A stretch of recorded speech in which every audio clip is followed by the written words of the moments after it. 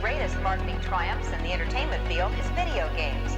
It's a business which has tripled in size in just 3 years. Ron Hendren went out in the field to bring us this special report.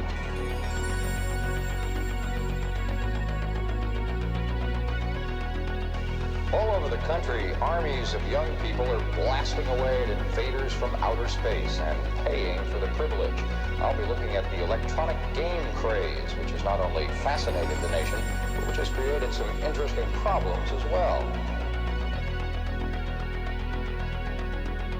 Although it looked innocent enough, this machine turned out to have some unusual powers. It kept kids mesmerized for hours. We are not a sentimental age. We don't want our parents' China or their ticker tape parades. We are not a sentimental age. We're all getting high on fire escapes. We are hooking up with strangers we will never see again. We are not a sentimental age. We are not a sentimental age.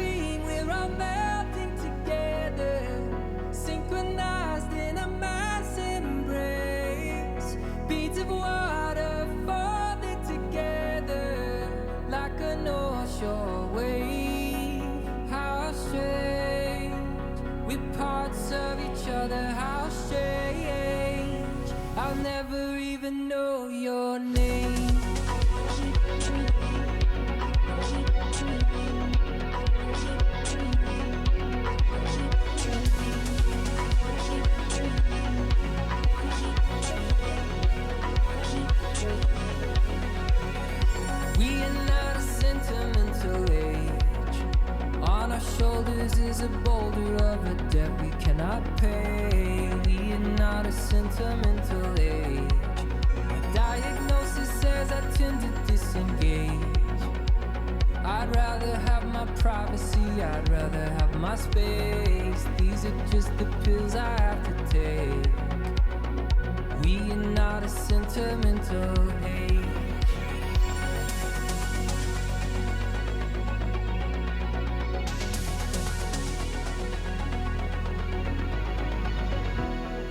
Dream, we're all melting together, synchronized in a mass embrace. Beads of water folded together like a North Shore wave. How strange, we're parts of each other, how strange. I'll never even know your name.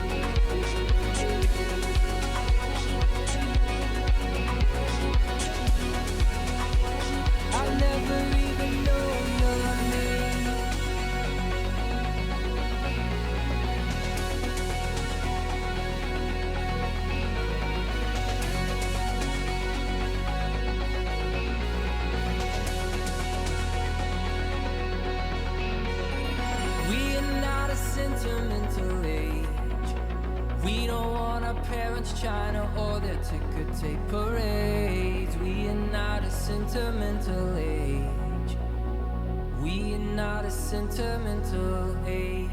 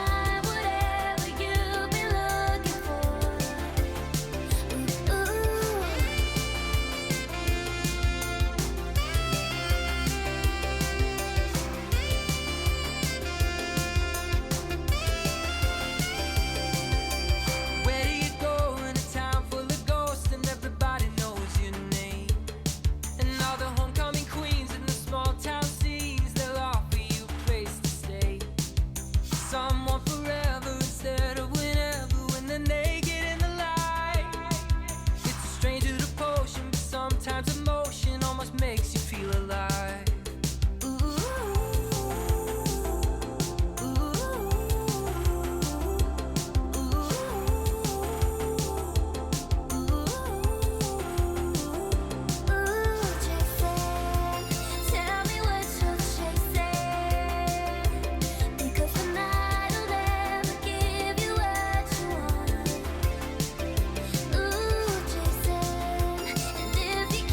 Escape it.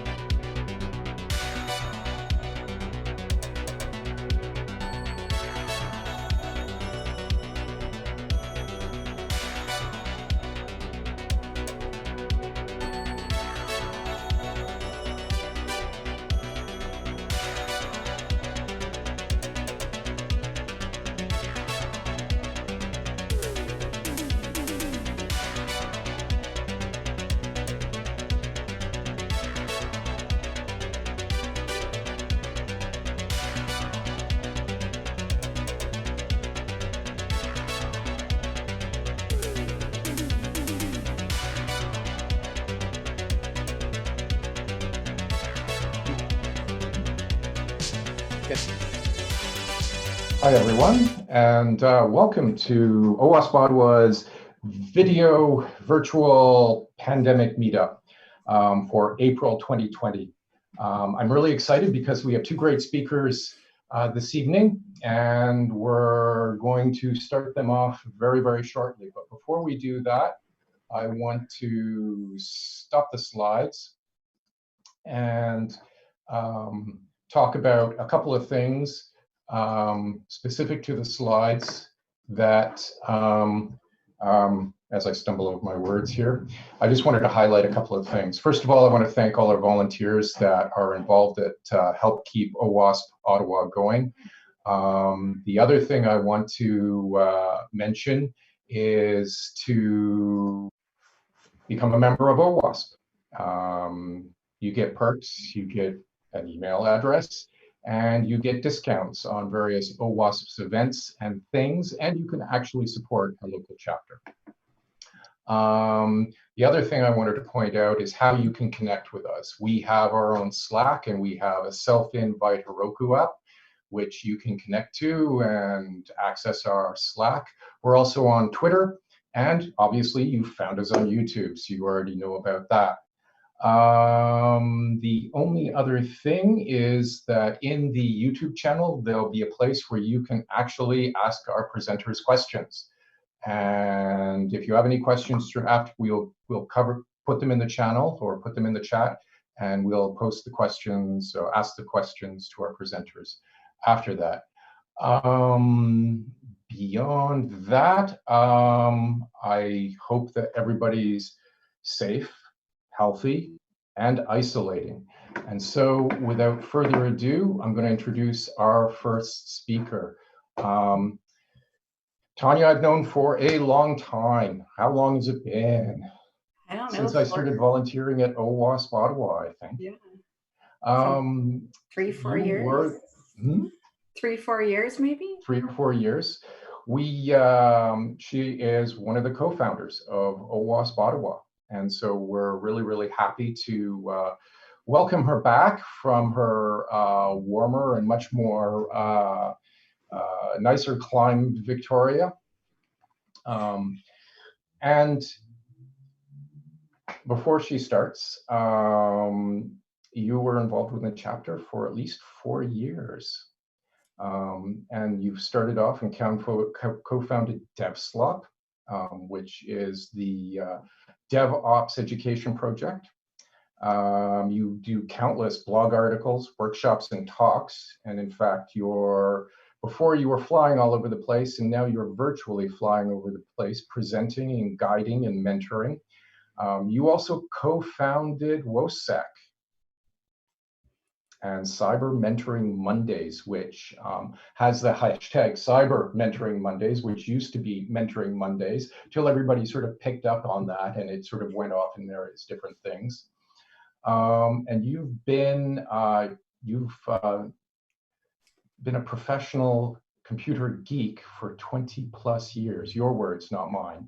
Yeah. Awesome. So you're going to talk to us about purple being the new black and modern approaches to application security. So I am going to cloak myself, and I'll let you get started. Thank you, Garth. I'm going to share my screen. Okay, so can you see my desktop, the one with the slides? Yep. Yes. And now, can you see the slide versus the presenter view? Can you see the slide you're supposed to see and not the presenter view with my notes? Yep, all good. Awesome, thank you. Okay, I'll take it away. Hi, I'm Tanya Janca, and I am going to talk to you about how basically the way we make apps and the way we support them and maintain them is changing, and we as security professionals have to adjust or we will get left behind. And by left behind, I mean we won't be creating secure apps anymore. So things are changing, so must we. And so I'm going to talk about modern approaches to application security. During this talk, I'm going to what are we going to talk about? We're going to talk about RedTeam, which is offensive security. We're going to talk about BlueTeam, which is defensive security, and we're going to talk about PurpleTeam, which I like to call collaborative security, but you will hear a lot more about that as we continue. I'm also going to talk about this. So this is how a lot of people see hackers or security professionals. This is what they think. They think of these dudes, but this is how I see us. I see us as protecting others. I see us as helping others. To me, what we do is very noble as a profession. I view us more, as like more like a police officer and less like a person that all the things that you would see on Mr. Robot. Anyway, okay, so we'll talk about that a little bit too. But first, the mandatory about me slide, one where I try to explain to you that I'm qualified to give this talk. So my name's Tanya, as we discussed. I like punk rock. That's me in Montebello, Quebec last summer. On the internet, I'm known as She Hacks Purple, and I am a purple teamer, and we will discuss what that is in a few minutes. I'm totally obsessed with OWASP. I love OWASP. I am such a huge fan. I've met so many of my friends through OWASP, especially through OWASP Ottawa. And I have a project, and I moved to Victoria in July, and we have started our own OWASP chapter here, and our first meetup was supposed to be tomorrow. So we're figuring out how to virtualize ourselves before we've ever had a meeting. So that's going to be interesting. I'm one of the founders of WOSEC, Women of Security. So if you're a woman or identify at all as a woman, like, you're invited. There's a chapter in Ottawa. There's chapters all over the planet now. I believe we have 32 of them, which is pretty cool. So if you want to make female friends, that is a good place to do it. And I started my own company again. I know I started one last year. It didn't work out. So I started a new one, and it's called shehackspurple.dev. And I just get to train and make content and help people learn about security, and that's awesome. And I am from Ottawa. Oh, right. Okay, so now we know each other. We're besties. Okay, so here are the 4 things I'm going to talk about during this talk. So I really like to, how to explain? So I really like to tell you what I'm going to tell you, then tell you, and then repeat and tell you what I told you, because I want to make sure that you take away as much as possible. So as much as this is a talk, it's also sort of a lesson. So the first thing we're going to talk about is collaboration, empathy, and advocacy. And I realize you're like, some of you are like, oh, a woman's going to talk about soft skills. Yeah, that's right. Because you're going to suck as an ABSEC engineer if you don't have any soft skills, trust me. 2, we're going to talk about security tactics specifically for modern apps. So I'm not going to cover all the old stuff that I feel that is standard. I'm just going to talk about cool, nifty things. So, and I'm really excited that Trevor is speaking after me, because not only is he super brilliant, but he's going to cover IoT, which is a thing that I don't cover in this talk. So that's awesome. You're getting the full spectrum. Then I'm going to talk briefly about how we should automate boring things, because we should be doing the cool, interesting work, and computers should be doing the boring, repetitive work. Then I'm going to talk about continuous learning, which is a part of DevOps. It's the 3rd way of DevOps, but it's also the way to keep being awesome at your job. And if people keep bringing in cool new tech, we must continue to learn about it. So we're going to talk about strategies for doing that, specifically in an affordable way. All right, let's start our talk. Okay, so I'm going to give you a couple definitions. I realize that this is an OWASP chapter meeting, so you're probably like, I already know all this. But not all the people know. And people after watching this talk, they might not know. And so I realize most of you probably know a bunch of these definitions, but I'm going to just lay it all out there just in case, because I don't want to lose anyone at the beginning of the talk before we get in deeper. So please forgive me, it's going to be 2 minutes. If you're really offended, go get a coffee or a beer and come back, but hurry because it's fast. Okay, so what is ABSEC? It is every single thing that you do to make your software more secure. What does that mean? That can mean hiring someone to come in and do penetration testing or threat modeling, which is like a formal activity, Or it could be you realizing, oh, we're using this really old version of PHP and it's really insecure. Maybe we should change to a different framework or rewrite this app or update it. And you might be doing that because of technical debt is bad, but you might also be doing it because you realize that that is a really insecure way to run things. It could be grepping through your source code and just looking for something that you know is wrong.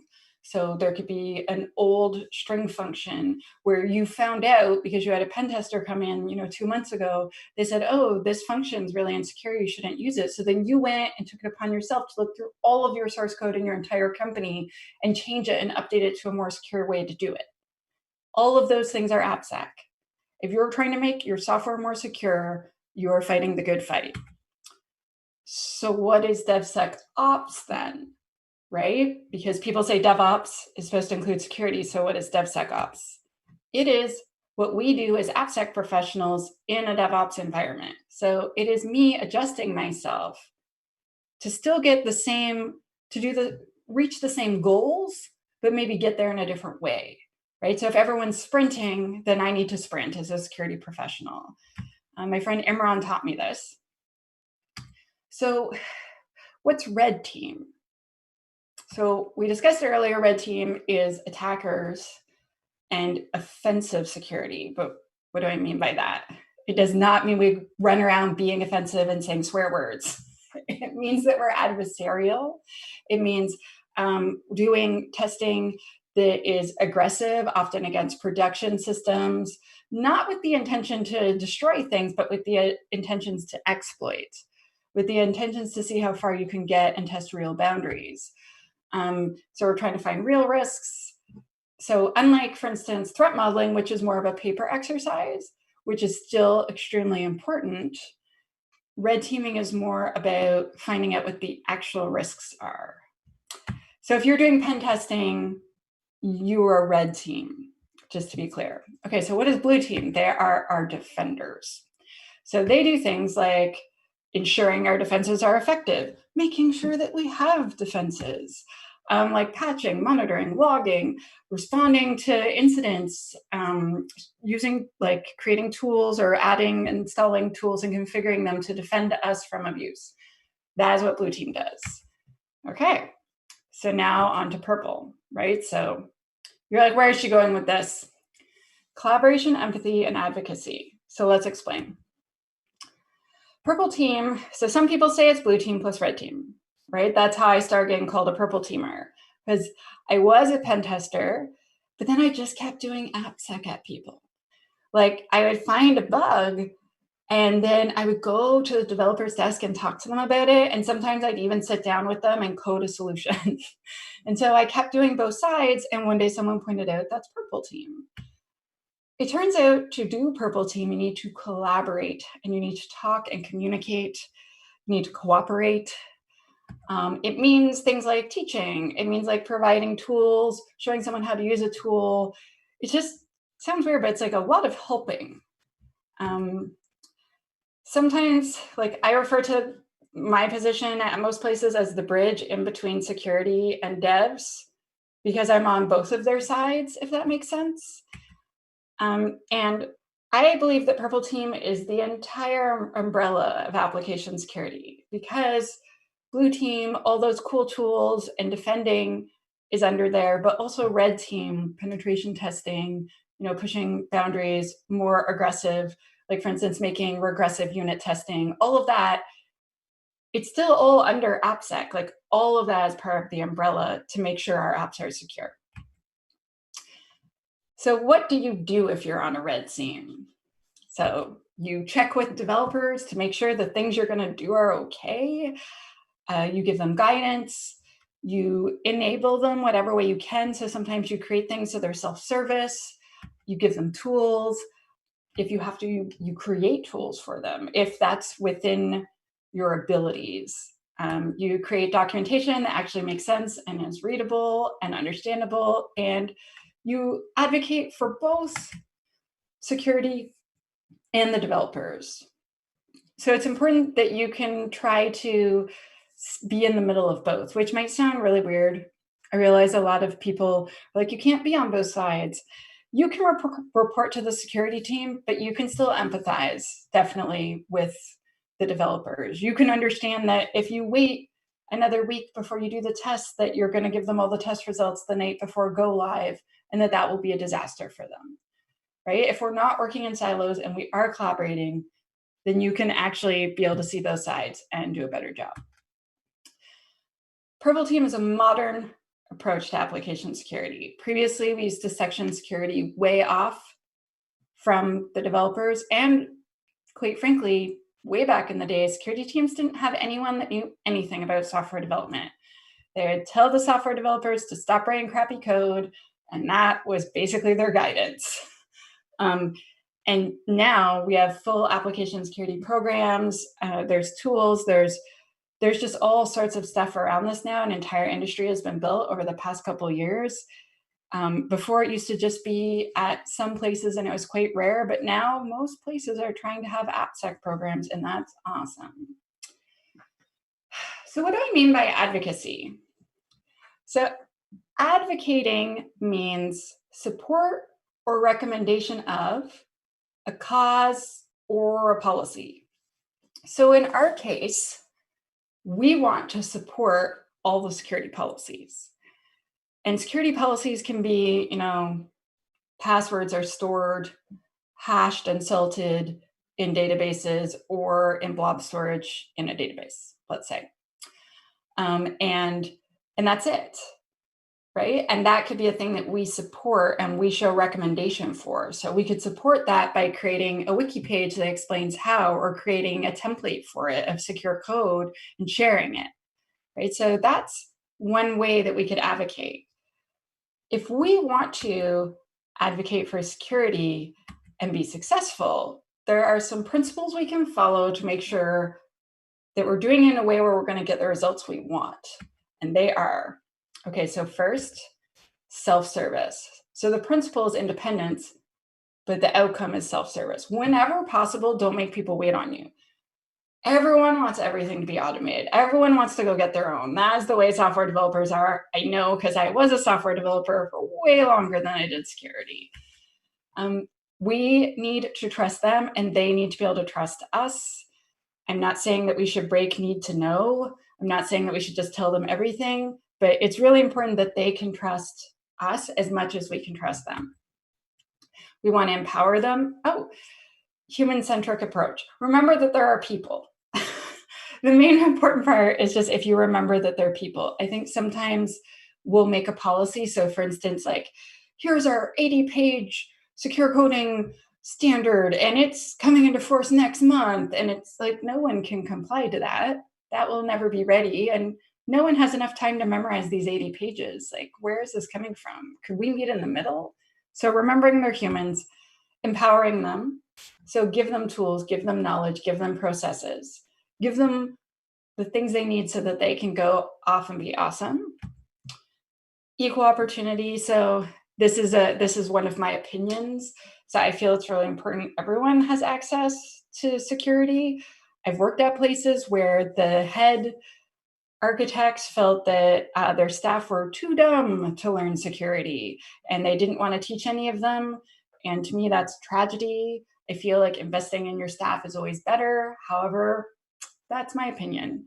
But I think it's really important that your program fosters all of your employees and not just some of them. Accessibility. Oh, accountability. Oops, sorry, I get ahead of myself.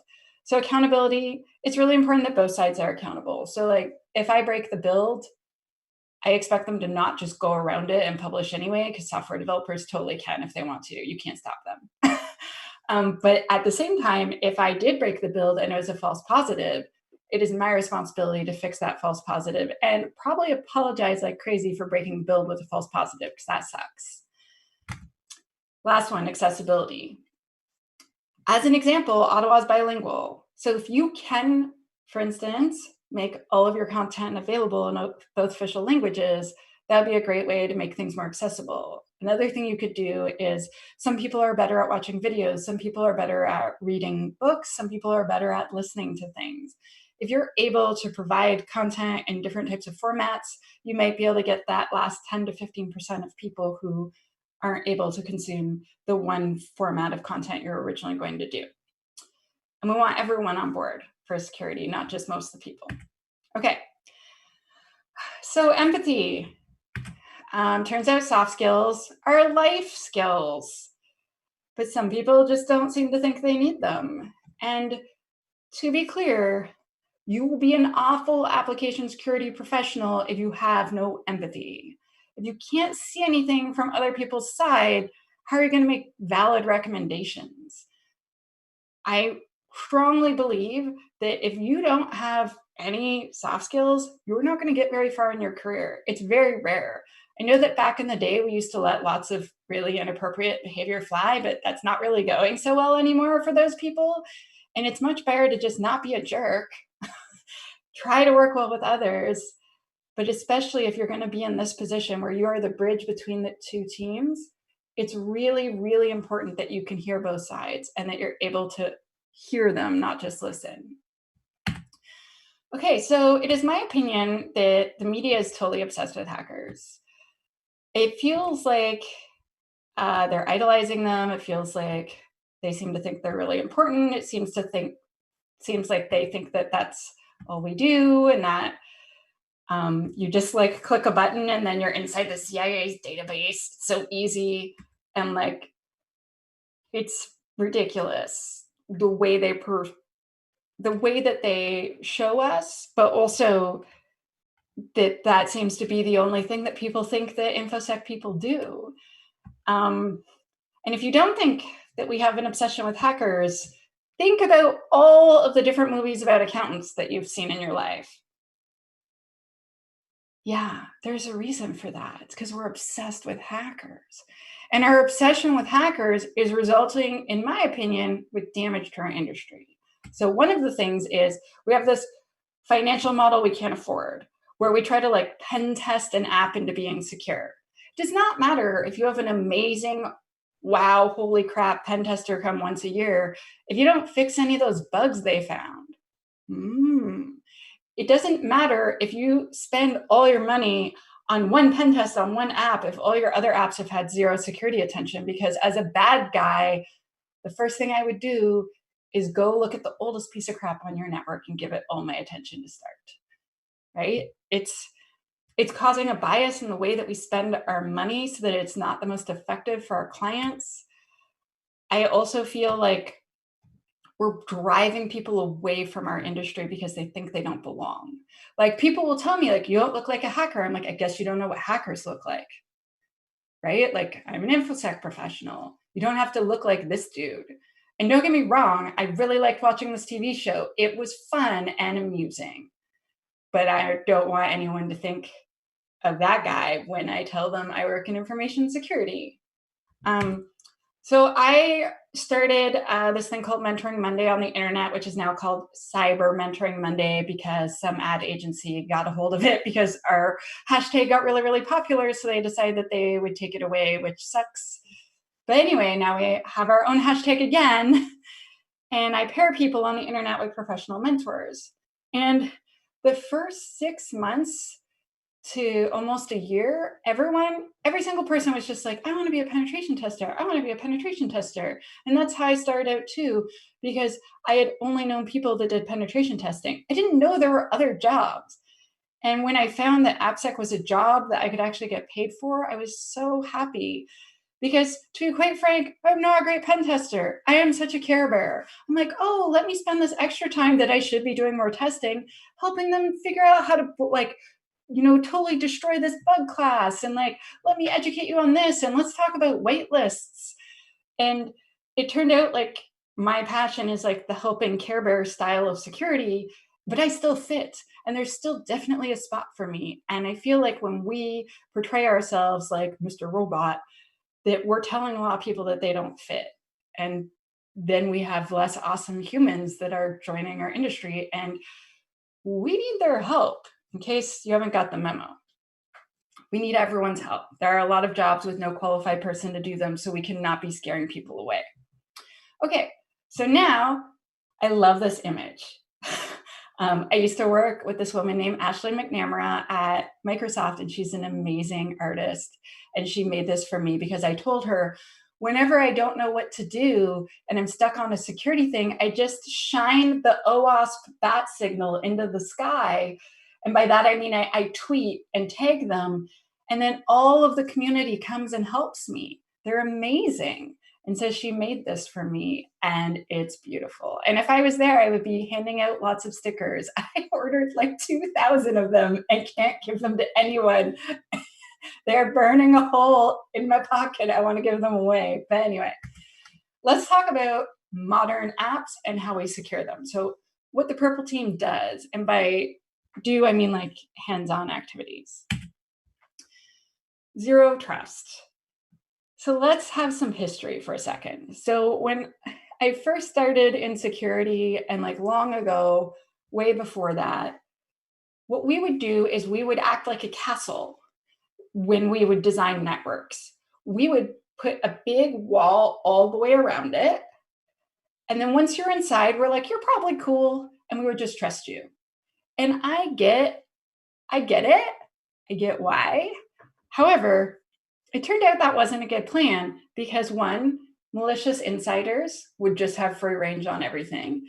And two, if someone got into the network, then it was just like an amazing shopping spree where everything's free. It was great. And they call it pivoting, where they jump from server to server and they're just like, thanks for all of this data.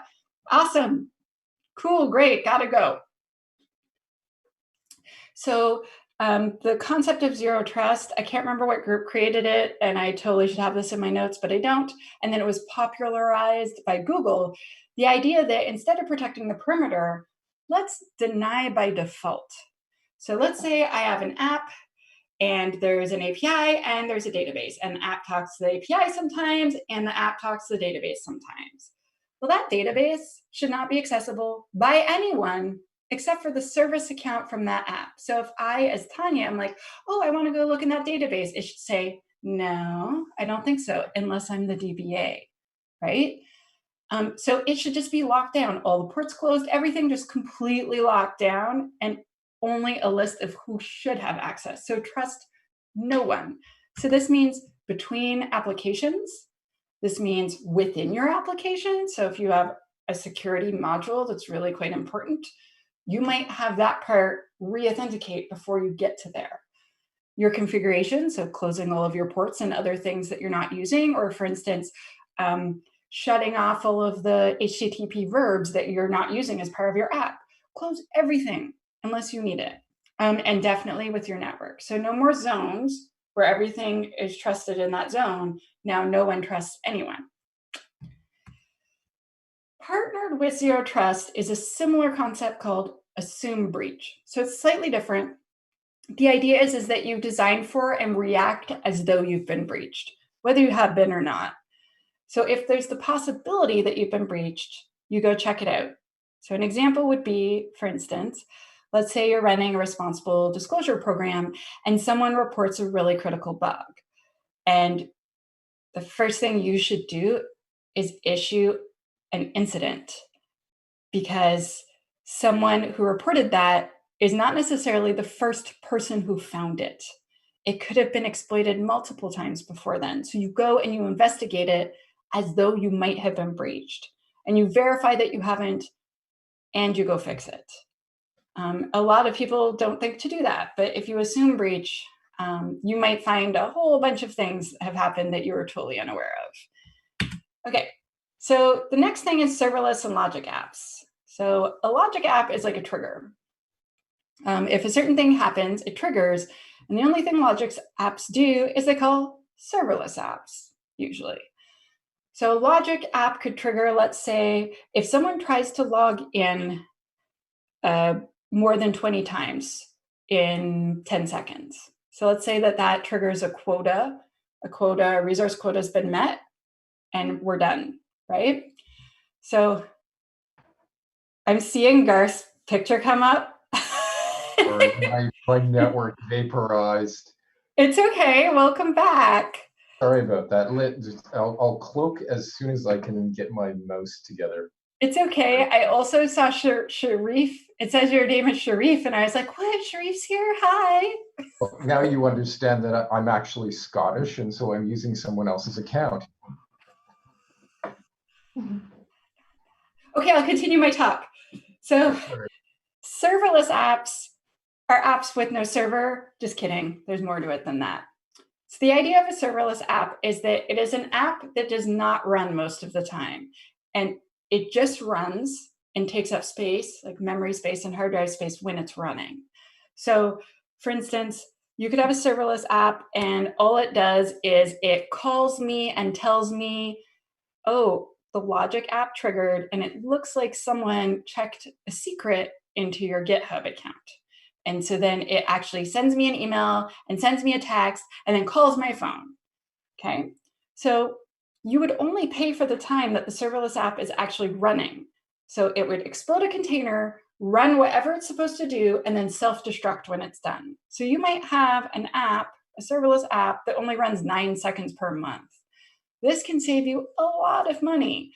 And between logic apps and serverless apps, you can do a lot of cool things. So the first thing you should do when trying to secure these is do the same ABSEC stuff you would always do. You should not have a serverless app that has no auth on it, or that has that does not have least privilege applied to it, that's not hardened, that doesn't have good input validation. You still have to do all the same stuff. A thing that we will repeat throughout this part of the talk is that you can't forget yourself. Don't forget all the things that you already know. You still have to do all the good stuff you would have done, but there's more. So here's the stuff I want you to not forget, because I see lots of you forgetting it. Logic apps, serverless apps, you still want to monitor them. You still want to log their activities. You still want to practice secure coding practices. Don't ever not do that. And you still want to secure your data in transit and at rest. You still got to do those things, but there's more things. So employ an API gateway, employ a gateway or some sort of layer of extra security on top of your serverless if you can. Monitor and log your functions, but then feed that stuff into the SIM so that the SOC team can see when the alerts come up, right? So you can have things trigger important stuff and then tell your security operations center what's happening. You should be managing all of your secrets in a secret store. This has nothing to do with serverless and logic apps. This has to do with every app, but I decided to put it on this page because I wanted to say it at least one time. Spoiler alert, I'm going to say it again. All of your functions should have minimal granularity. So you shouldn't have a serverless app that does 500 things. You should just make more serverless apps because then they'll run less often. Just trust me, it's better to not have a serverless app that does 100 things. And also, this is from a best practices document from Sneak. Their wording is maintain isolated function perimeters. But what they want to say or mean to say is use zero trust. So if you have an app and it calls a serverless app, and that serverless app calls another serverless app, you still need to authenticate and authorize, and then authenticate and authorize. There's no, oh, well, this one called this one and it was okay, so then we can just call that one. No, because I could be a jerk, come out from over here and call it, and if there's no auth, I'm in. And I know I seem very nice, but you don't want me to have access to, you don't want anyone to have access to your apps that shouldn't. Okay, so third-party component and library management. A lot of people call this open source software security, but I disagree. .NET is proprietary framework, but I still really, really care if there are known vulnerabilities in the version that I'm using. So it's not just open source security that we're worried about, it's component libraries, third-party code that is plugged into your app, and therefore it's your problem. So all of that is included in this. So software supply chain security. Okay, so I believe we should use more than one tool if you can afford it, because they have different security teams trying to figure out what is and is not secure, and they look at it in different ways, but at least one tool. I believe we should scan our repositories weekly. all of them, especially the really old crap. Do you want to know why? Because the older it is, the longer it's been out, and the more chances people have had to look at it, kick it around, and see if they can make a nice fancy Metasploit module for it. It's really important that you scan the things in your repositories. Now, it's also important that you scan in your build pipeline. And the reason for this is that you might add a new component, or you may upgrade from an older version to a newer version, but that newer version might actually be known to be vulnerable. Sometimes that happens. And so this could block you from accidentally releasing something really insecure. There's another third thing in here. If you can find a vendor that does this, there's a few, where they will actually proxy from your IDE, so the place where you do all your programming, they'll actually proxy where you get your packages from. So I use .NET, so that's NuGet packages that I use. And so it'll actually like proxy in between, and it will only allow me the packages that they've already approved that are secure, so I could never even download one that's not secure. Talk about pushing all the way left, right? Yes. Okay, so online storage, your crown jewels. So first of all, we should create templates for our org where we lock everything down by default. The most secure way to do whatever the easiest way to do whatever you're trying to do should be the most secure way. So if you are using cloud, you can make a policy, and every new container or storage bucket or storage container, or whatever you want to call it, your storage is automatically locked down in that way. It's really, really important that you decide that instead of every single developer choosing a different setting. They need to have a business reason if they're going to undo one of your security things. And that doesn't mean you shouldn't let them, because sometimes there will really be requirements. But if you set it up so it's secure by default, your life will be better. Also, not a sexy activity, but a very boring activity, but still important, is we need to classify our data. When I respond to incidents, if I can look at the data and see, oh, it's actually already been publicly disclosed, this means that I don't need to will myself to grow more gray hair. I can still, drink my cup of tea and breathe and not have a panic attack. However, if you know that the information is, personally identifiable information, or if you work for a government, if it's secret or top secret, etc., you know how to react and you know how to go and treat that data. It also means that your systems can log and alert on things differently because they're because of the classifications, right? So by you labeling things with classifications, that means the systems can act differently and alert you when you really need to know, and not alert you when maybe you don't need to know. Oh yes, so you want to alert on all sorts of things. So only service accounts should be accessing your storage buckets.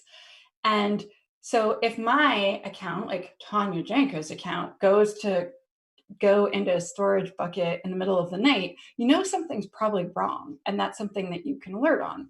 You also want to alert on people, if they're sniffing around, and by that I mean port sniffing, if they're file integrity monitoring, if something has changed. Like there's a whole bunch of things, but essentially you really need alerting and you really need monitoring on these. Okay, so next, orchestration and containers. So way back in the day, history for a moment, for those that don't know what containers and orchestration are, or have a blurry idea of what they are. Way back in the day, we had these giant things called servers, and they lived in racks. And you could stack them and plug into them, and we would give them names and keep them like they were our pets. We'd have them a long time. But then we created virtual machines. So instead of one machine having one operating system, we could virtualize using a hypervisor, and then we could have a few different operating systems running on the same machine at the same time. That is really cool. That meant we had a lot more flexibility and we could put a lot more stuff on one machine. Awesome. Then came containers. Containers are like a subset of the operating system. It is just the tiny part that you need to run your stuff. So let's say that you're going to run a microservice. It's this tiny app that does this one thing. Let's say all it does is you give it a postal code and then it comes back with an address range. And that's it. And that's all it does. Awesome. I don't need 2 gigs of memory and 2 gigs of hard drive space to run that like you would need in a virtual machine. So I'll run it in a container and it'll be this big. It'll have like 2 megs of memory and 4 megs of hard drive space. And that means you can have a crap ton of containers all running in the space that you used to be able to run just one operating system. So this is awesome, right? So what is orchestration? So if you imagine an orchestra with all of the musicians, all of them playing all of their stuff, and then you have the director going like this, that's orchestration. So the orchestration, it starts your containers, it stops them, it replicates them, replaces them. It does everything to manage all your containers that are all over the place. Cool, right? Please still follow good network security. I know you're like, oh, it's so different, but it's sort of not. You should still be applying zero trust. You should still be following all the hardening guides. You should not be going to Docker Hub and then just taking random images from strangers on the internet and then putting it onto your production network. Don't forget yourself and the things you know you shouldn't do, right? So do all the things you should do plus more modern stuff. There's new configurations you're going to learn. There's new vulnerabilities you're going to have to look out for, new configurations. There's new tools you'll have to learn. A big important thing specifically for containers and orchestration is you really want to watch out for who has the power to edit or create containers. The keys to your orchestration system are very, very, very valuable. They should definitely have multi-factor authentication on them. So this is one thing that's very, very different. But essentially, you still want to scan the crap out of everything. You still want to either patch, or what a lot of people do is they just replace it with a newer version. So rather than you taking a copy and like adding patches to it, instead you just build a new image that is fresh with all the cool stuff. And then you just knock this one out and put that one in. Whatever you want to do, but you have to continually harden it. You have to continually make sure you are applying whatever updates are required. And you need to apply zero trust design in your network and your configuration. Boom. Next, APIs and microservices. So an API is a web app with no front end. That's it. I know, application programming interface, it sounds like all sorts of stuff, but all it is just a web app with no GUI. So what's a microservice? A microservice is an API that just does one tiny thing. So like we talked about earlier, where all it does is it takes a postal code and then it sends back a range of addresses. That would be a microservice. It just does one thing. An API might do a couple of things.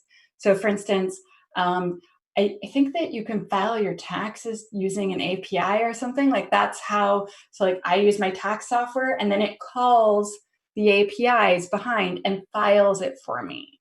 And then it says yay or nay. It says that worked. Good job. This is your tax result. Or it says poorly formed request, right? So APIs have no front end. So that means you don't have to do output encoding, but you still have to do every single other ABSEC thing. All of them, except encoding. I'm sure there's some other screen-related GUI things that you can skip, but all the stuff that you would normally have to do, except screen-related stuff, you still have to do. So I still want input validation. I still want authorization. I still want authentication. I still want all of those things. So don't forget, just because there's no GUI, trust me, people like me can see them. I went to this meeting for a pen test once, and I was consulting, and I was like a junior pen tester. And we're in the meeting, and I'm going to test this mobile app. And so in the meeting, he's like, okay, so for scope, may I assume all the APIs in the back end are in scope? And the developers are like, how do you know about those? And he's like, they're right there. They're right there. I saw them already. And they're like, did you break the law? And he's like, no, I just like proxied the app and saw all of them. And I made a list to make sure before I test them that it's okay. And they're just like, I can't believe she saw those. People can see you. Just to be clear, it's not hard. Okay, so there are more things than just that. So there's some special things for APIs. So cool new tools, service mesh. So all the cloud providers have their own service mesh, but there's also agnostic, cloud agnostic tools that you can use. And basically, it's a layer of infrastructure that your APIs will go through, and it protects it end to end. It's awesome. You don't have to change any code. I like that. I don't want people trying to intercept my stuff while it's doing its thing. I am a big fan of standardization and templating. I am lazy. I don't want to reinvent the wheel, and I don't want you to either. So if you can create an API template and then have everyone follow it, that would be excellent, especially for authentication and authorization. You don't want to be writing security features more than once. Use a linter. So linting is like the grammar police for your code. It makes sure that your developers aren't taking any poetic licensing. So an example of poetic licensing would be so some languages, you don't have to declare what your variable type is because it's just implied with the way you use it later, because you'll assign a string to it and it's like, oh, obviously this was a string. That is poetic license. A linter will say, no, just define it. If it's a string, just say it's a string. And the reason for this is that when there's ambiguity, sometimes malicious actors can get in there and then we can make unexpected things happen. And sometimes those unexpected things are data breaches or other problems like crashes. And so the linter makes sure that you are following your language to the T. And throttling and resource quotas. So this is very, very important for APIs. If you just take away one thing from the APIs, take away this one. No human being is going to log into a system 100 times in 4 seconds. That is an attack. That's a bot. How do you stop that? First of all, throttling. So slow things down as the person keeps trying. Because if it's a human, they will understand. If it is a bot, it'll be more obvious to you. And then you also want to have a quota. So no one's going to log in 100 times manually themselves. So cut them off at 10 and make them come back tomorrow, right? And trigger a security alert. And then the person from the SOC can go check it out and be like, gosh, this guy's caps lock was on and clearly he didn't know. Or it can be obvious that it's a bot and then you can block that IP. It's really, really important to have throttling, so slowing down, and quotas, max number, stop letting them use your system. It is important to authenticate, see who it is you're talking to. Before you authorize them, give them access to anything in your system. It's important to do it in that order. This goes for every single app ever, but I thought I'd put it on this slide to remind you, don't give verbose error messages, because that gives people like me, pen testers, extra information so we can make a better attack against you. So if it's your pen tester learning this, it's not as bad as if it's a real bad person. But like, don't put a stack trace on the screen. Don't say, oh, you're missing this part of your request. Just say malformed request and reject, and that's it. Computers don't make typos, right? If there's a badly formed request coming in, something's wrong. Lastly, I think we talked about this earlier. Only allow HTTP methods or HTTP verbs that you're using for your app and block everything else. So FTP blocked, head probably blocked, trace probably blocked. Usually people just use get and put, get and post. Yeah. So if you need other things, leave them open, block everything else. Zero trust. Never. Just if you don't need to, don't show it. Okay. So now we're going to talk about a bunch of modern tools. I'm not going to say the names of a bunch of tools. During Q&A, if you want to ask me some, that's cool. I'll totally talk about lots of vendors if you want. But I try to make things agnostic because this is OWASP, yo. Okay, so I asked interactive application security testing. So DAST, which is dynamic application security testing, happens against your app. And the idea is it tries to talk to your app, it fuzzes, it throws garbage at it, it clicks every single link and tries to interact with your app. But I asked it slightly different, so it kind of tests as you're using it. The idea is that it only tests code that actually gets executed. I haven't got to use one yet, but I'm really hopeful that someone will let me use one because I stream cool stuff on the internet and people are letting me use their cool tools, which is awesome. RASP. So I have not fixed this this typo yet. So RASP stands for Runtime Application Security Protection. So the idea is the first generation of WAFs, web app firewalls, was like a giant shield of regular expressions, and every single input to your app had to go through like pages and pages of regex, and that made things slow and not always ideal, and sometimes it would block legit business requests, and Runtime Application Security Protection is like a stub that goes inside your app and is per field and is more specific. And most of them say they have machine learning as part of it. I have seen one and it was so cool. And I think I just reached an agreement that I'm going to be allowed to do some cool streaming on it and playing around with it. And obviously I'm going to attack it because I'm a jerk. But like, I think that's really exciting that we're trying to like have defenses in a new, different way. I'm not recommending it, just saying it's a cool new tool, type of tool. File integrity monitoring, which is usually partnered with application waitlisting. So when malware gets on your server, immediately it tries to boot itself up. But if it is not on the list of approved apps for your server, then the application waitlisting software will be like, nope, you can't start. So the next thing malware does is it's like, I know what I'll do. I'll rename myself to the same name as a system file. And then that'll be on the wait list. But the file integrity monitoring says, no, you're not allowed touching those files. And then the malware is just all sad and can't do anything. I have actually worked at a few places where we did find malware on some servers, but it couldn't enact and start because of our defenses. And I was like, ha ha. Anyway, cloud native controls.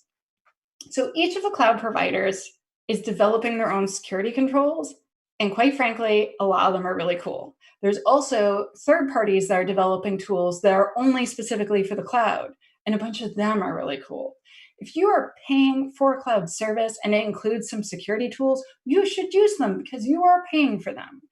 I'm not going to name names, but like, the big three, the big four, they all have a bunch of cool security tools. And if you're already paying their fees, why not take advantage of everything that you should be getting? They made those security tools for a reason. They want you to have good experiences. So this says adding security tools to your DevOps pipeline, but it should say security tools made specifically for DevOps pipelines. So all the old original standards for ABSEC are really good if you run them manually on their own. But a bunch of them have either completely updated and changed their tool and made a new version of it that's specifically supposed to work in pipelines. Awesome. But also, a bunch of them have made a bunch of new people, I would say startups, a bunch of startups are creating tools that were only ever made to work in pipelines that are really cool, doing very, very weird new things. And I'm under NDA with a whole bunch of different startups that I've been meeting with to talk to about this. And I cannot tell you the really, really cool stuff that is coming down the pipeline that will be available in the next year or two from so many different cool companies that are just being really, really creative with the ideas of automation and pipelines. Customizable alerts and automated responses. So if you are doing cloudy stuff, you can use serverless and logic apps, so triggers and little tiny apps. They're like a container, and then it runs, and then it self-destructs. So it's very cheap to run. You just have the logic app watching all the time. And if the trigger happens, boom, your response happens. That is very cool. I used to work at Microsoft, and they call that playbooks, but you can just do it. You don't need to call it that. You can do whatever you want. Just make a logic app that triggers and then a serverless app that responds.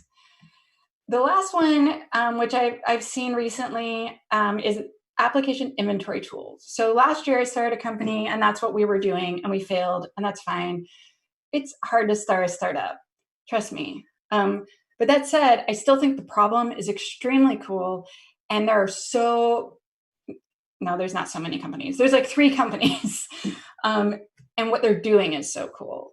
And they're finding ways to discover all the different inventory that you have, and then tell you about it, tell you potential security problems, alert you that new things have come onto the internet, etc. To me, that's really important. If you don't know what you have, how can you protect it, right? So that's very cool because you used to have to do this only manually, and it's hell. It's so awful trying to update an Excel spreadsheet with stuff that is from an interview from last month. It's not helpful. So modern tactics. So this is new ways to try to get the same results that we want, which is secure apps. So first of all, adding security tools to your DevOps pipeline. So we can automate running our tools. Cool. Negative unit tests. So most unit tests in our code, it tests like a little part of the code to make sure it does what it's supposed to do. That's a positive unit test, or just called a test. A negative unit test is you take a copy of that, you paste it into a new unit test and name it abuse or negative or whatever you want. And then you throw bad stuff at it. You put a payload in it, you put something that is bad data, and then you make sure that your application handles that gracefully. So it issues an error request. The error request is not too verbose. The attack does not execute, etc.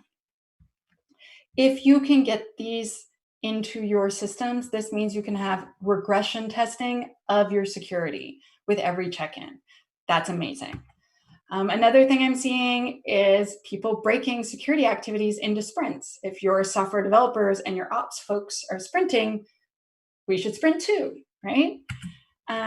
Turning pen tests into unit tests, so pen test results into unit tests so that you can test all of your apps to see if those problems are there. That is very creative. Tuning our tools for efficiency. I mean, we should have always been doing that, but I'm seeing people be a lot more aware of it. Automatically scanning our repos. We should all be scanning our repos for everything. The code is just sitting there and all you need is read access. And then you can just scan till your heart's delight and not interrupt anyone or bother developers. It's a good deal, et cetera, et cetera, et cetera. So another thing, DevSecOps. This is my favorite topic. I love DevOps. Oh my gosh, so exciting. And security. So as I said earlier, it is how you perform ABSEC in a DevOps environment. So how we adjust ourselves. So we add stuff to their pipeline. We ensure that we're doing, that we're giving them feedback quickly. So no more waterfall where we wait till the end. Every single moment is a teaching moment in DevOps, and that includes DevSecOps. And it just means us weaving security into every single part of the entire process. And that link at the bottom is a video of me talking about this for 50 straight minutes, because I actually have like 4 different talks about it because I really, really am very excited about it. Okay, so cloud security. Tanya, you can't just talk about every topic you like. But some apps live in the cloud, and I honestly don't think that you can do a good job of being an ABSEC professional if you work at a place where they are in the cloud and you don't know any cloud. I think you should know some, even if you're not a network engineer or an SRE or an ops person. If you don't know any, I feel like you will be left behind and miss some opportunities. We can talk about it later. Okay, so if you're going to take a photo of one slide, besides the free resources I'm going to share at the end, it would be this one. So this is a summary of some of the stuff that we talked about. And I've gone way over time. I'm sorry, Garth. I still have like 10 more minutes. Okay. We should automate the boring stuff because we don't want to do anything twice. That's why I learned to code, right? My friend Steve that I used to work with made this slide. It is the best slide. It is all the reasons I learned to code because I don't want to do boring stuff. I want to do cool stuff. If you have to do something more than 2 or 3 times, you should automate it. Steve calls it toil. And I agree, it's toil. So automation, what can we automate? So put stuff in pipelines. We can actually have our own pipeline, not just the release pipeline for devs where it goes to prod.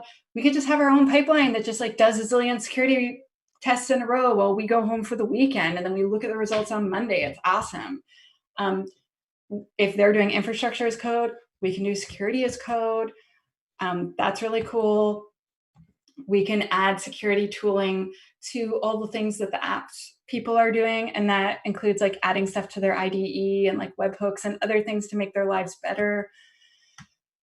what this means, so if we automate boring stuff and get it out of the way, that means, first of all, it happens perfectly every time, but secondly, proactive work. So I want to prevent incidents from happening in the first place. I want to upgrade security. I want to add cool new tools.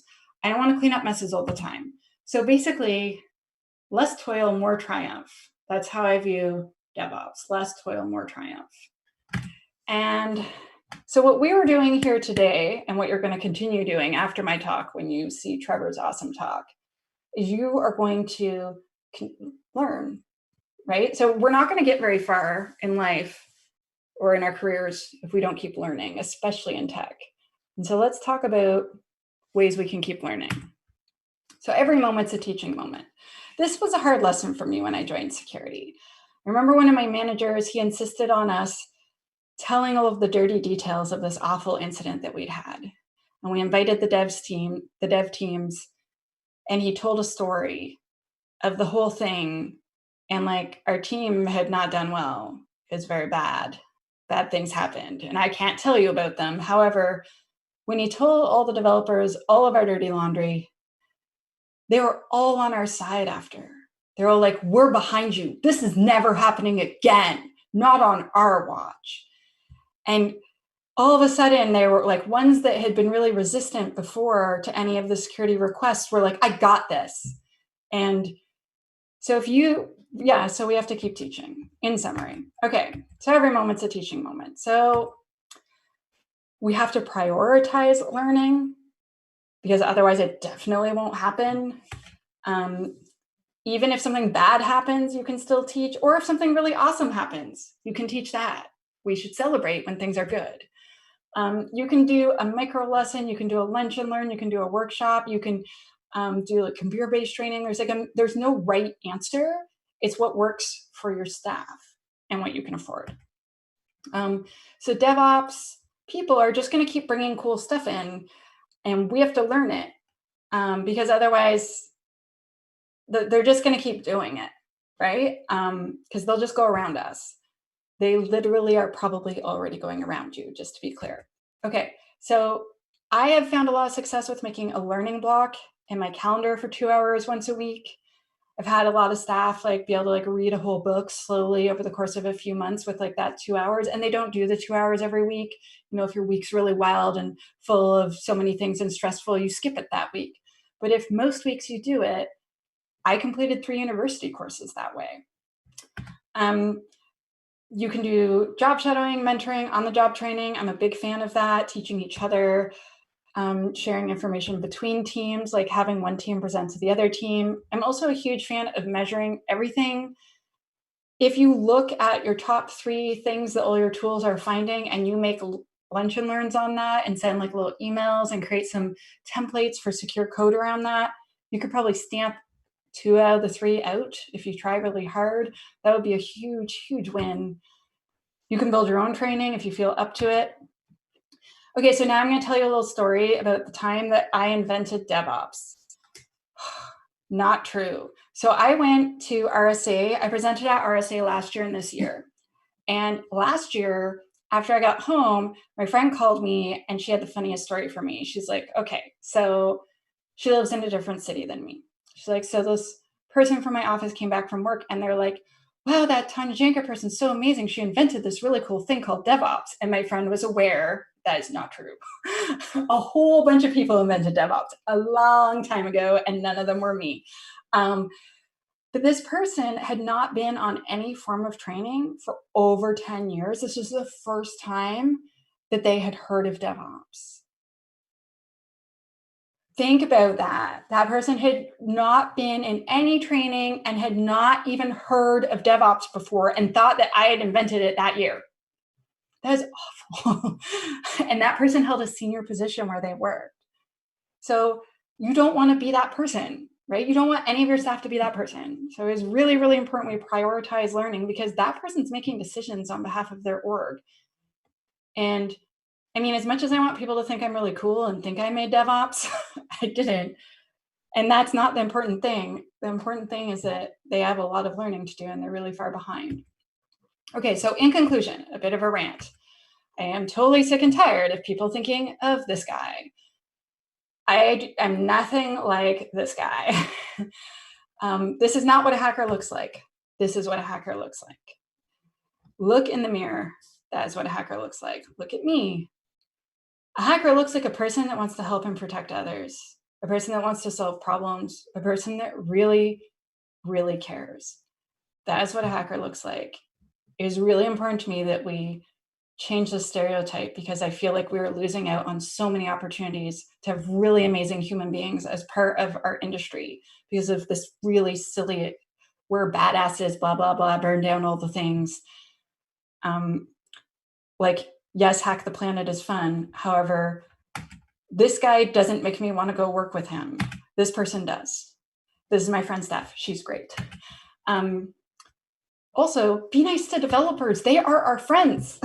We need them. We need all of IT if we want to get our jobs done, right? And I've seen so many security people be so mean to so many developers in other areas of IT. And we can't get our jobs done if we're just being jerks all the time. So try to remember and have some empathy, because they have their mandate and we have ours, and we need to get both of them done. Okay, so that is the end of that part of my rant. Now, for free resources, join OWASP. I love OWASP. They're so great. We have awesome projects like Zap, the cheat sheets, Defect Dojo, oh my gosh, ASVS, the proactive controls, OWASP DevSwap for some sloppy DevOps. There are so many cool things that OWASP does, and I know that you are watching this online. But once the pandemic's over, go join your community in person. There are so many awesome humans, and you probably want to meet all of them. You just don't know it yet.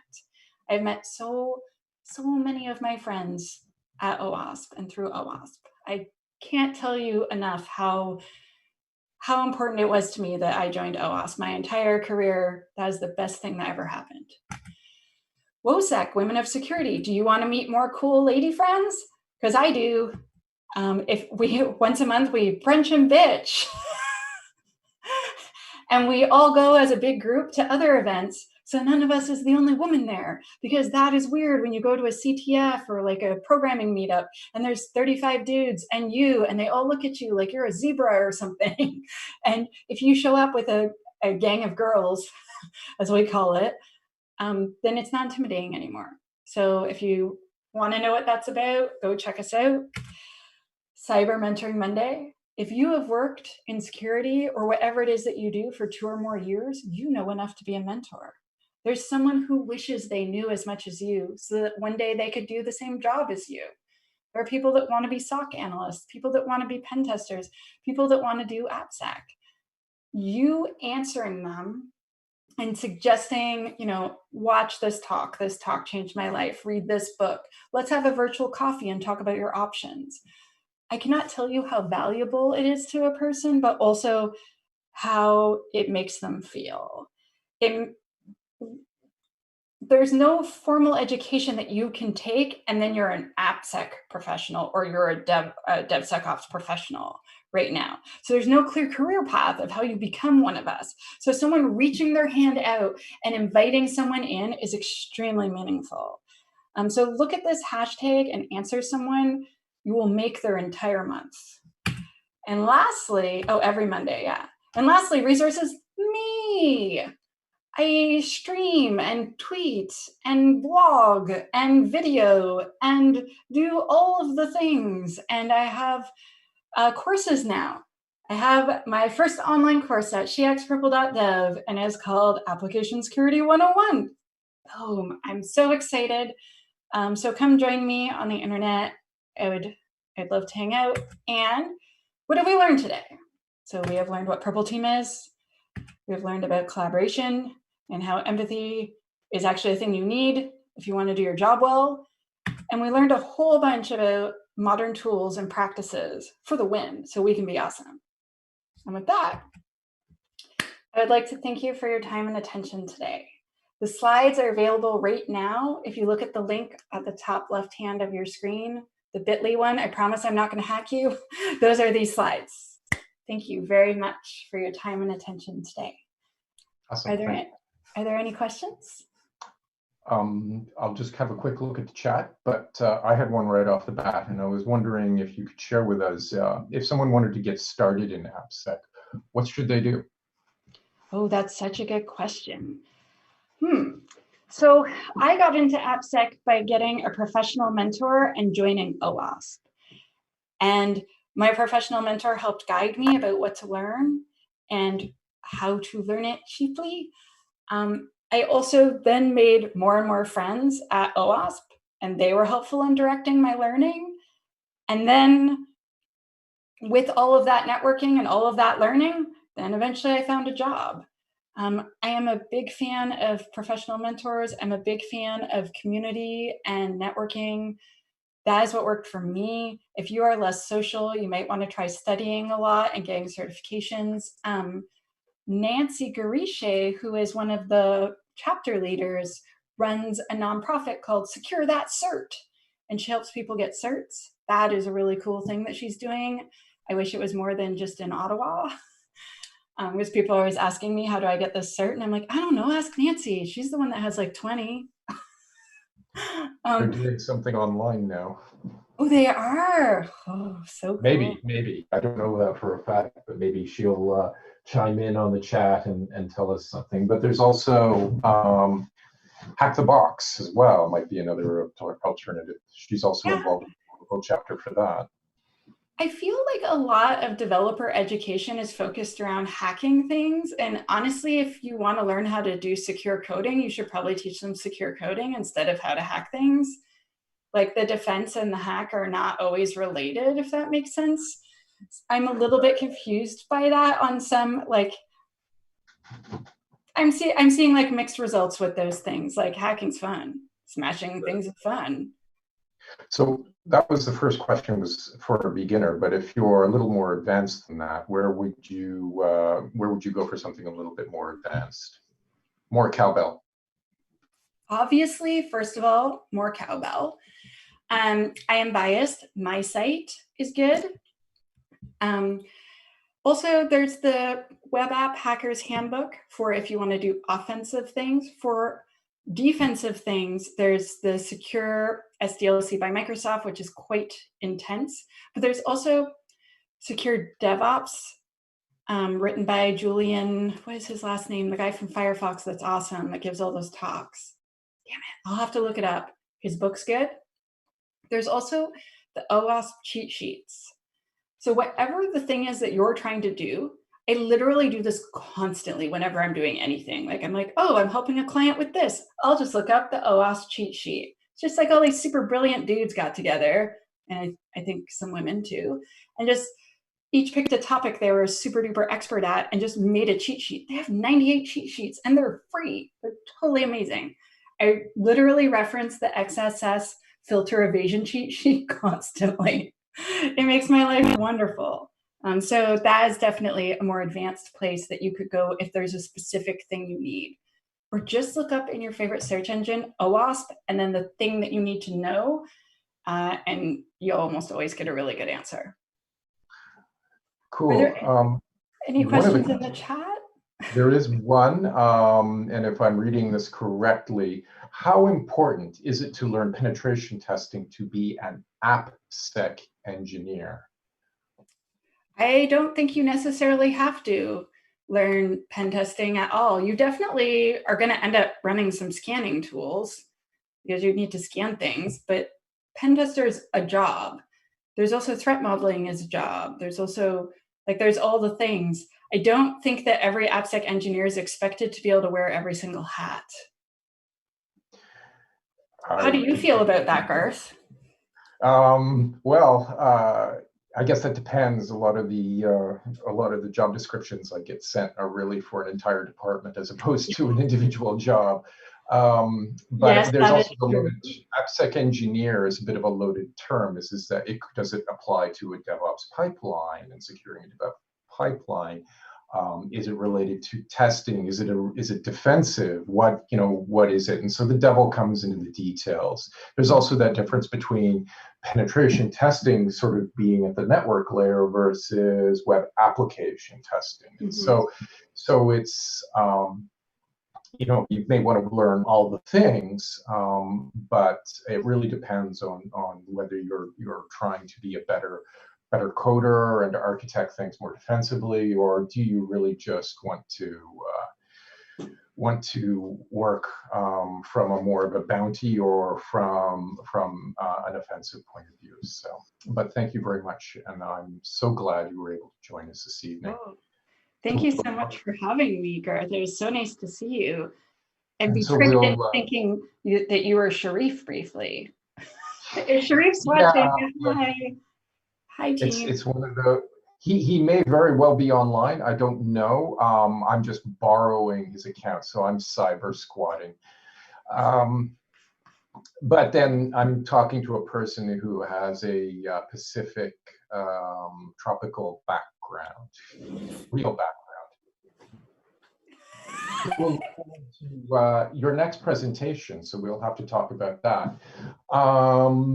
So thanks again, and I'll look to introduce Trevor at the moment, who's going to talk to us about universal plug and play attacking. I always used to think it was plug and pray because most of the things I plugged in didn't actually play. So Trevor, I actually used to work with many years ago at an evil three-letter organization, not related to the government, but a corporate evil three-letter organization. He's got a DEF CON 26 black badge, and he is the IoT village organizer for many conferences in North America before we were all chained to our desks. He's also the founding partner in Loudmouth Security, so he is going to talk to us about attacking plug and play. Thanks, Garth. And I hate to contradict, but sometimes we do actually look like this. So, just to say, but I'm going to turn off my video now and just go straight to presentation stuff. All right, now if I can grab the screen.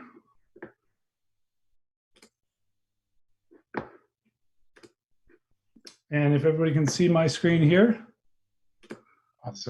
I can see it. Awesome.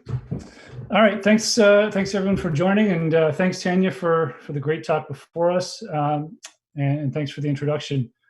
Actually, I have to ask a quick question. Mm-hmm. Who did the graphic for you?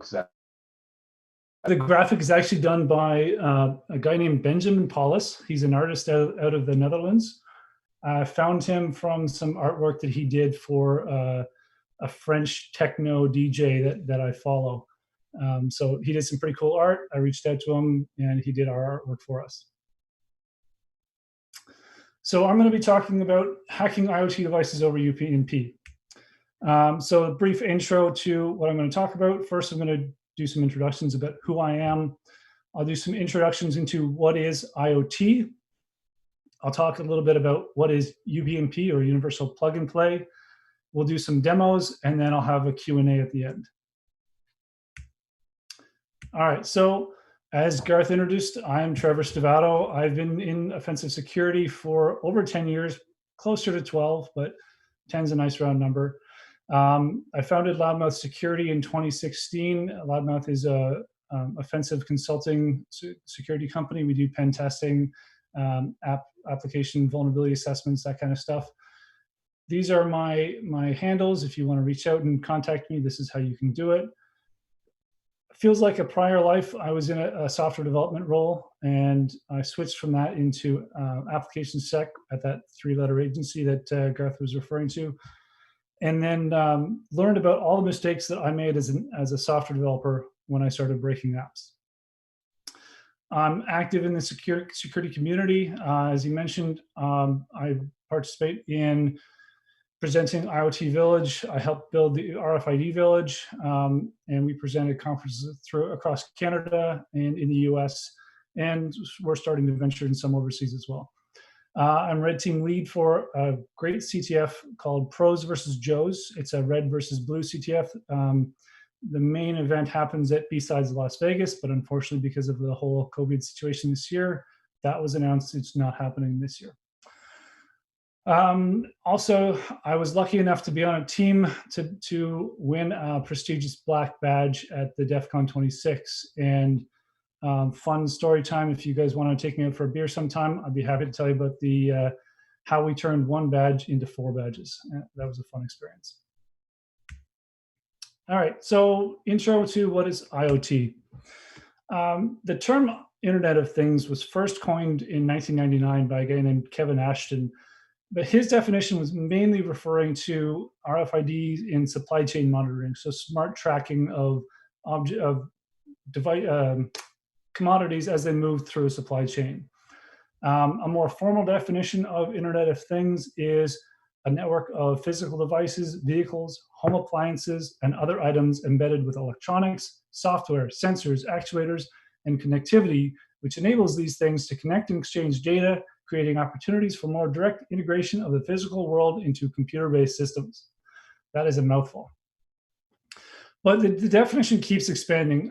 More and more devices are being labeled IoT, and there's actually a lot of really strange IoT devices popping up, such as things like the Happy Fork that vibrates when you eat too fast. There's now a whole subclass for sex devices. It's kind of affectionately labeled the Internet of Dongs. It includes things like this Icon smart condom that monitors thrust velocity, skin temperature, and other statistics. And then we have a whole class of IoT wearables. Beyond just your Fitbit and other standard fitness trackers, we're starting to see smart clothing that monitors vitals like heart rate and temperature. It also includes some of your more normal devices like your routers, your network attached storage, IP cameras, etc. This is what the so hopelessly broken CTF, which is the DEF CON IoT CTF, was created from. It was based on the research that was done on these devices. So it's really kind of all the things. It's even for myself who's in it a lot, it's kind of hard to narrow down and define what the line is where IoT stops and other things start, especially when you get into industrial controls. There's a whole subclass of industrial IoT, and where does that meet with SCADA? And that's sort of weird. That world is kind of confusing a little bit, but let's just say it is all the things. There are some common characteristics in most of them, though. Generally, they're small form factor devices. They're generally low cost. They're usually designed for a specific function. They're not multifunction computers. They're sensors, they're actuators, they're thermostats, they're switches. They're very specific devices. And they're networked, not necessarily internet connected. Sometimes they're local area networked. Sometimes they're Bluetooth connected to other devices. But there is some sort of networking functionality. And they're almost always, not always, but almost always running some sort of embedded Linux. If you're interested in IoT, you want to learn more, the best place to do it is through the IoT Village. And IoT Village is run at a bunch of conferences across the US and Canada. There's a CTF that consists of around 30 devices that have publicly known vulnerabilities. Sometimes the exploit is not fully known, so you need to do a little bit of digging and investigation to find that. But there are great opportunities to hack real-world devices and get some experience playing with IoT. There's also IoT hacking labs. There is a UPnP lab, and this presentation is kind of based on the lab that I developed for that. And at some of the more premier, like DEF CON, we do host IoT hacking talks.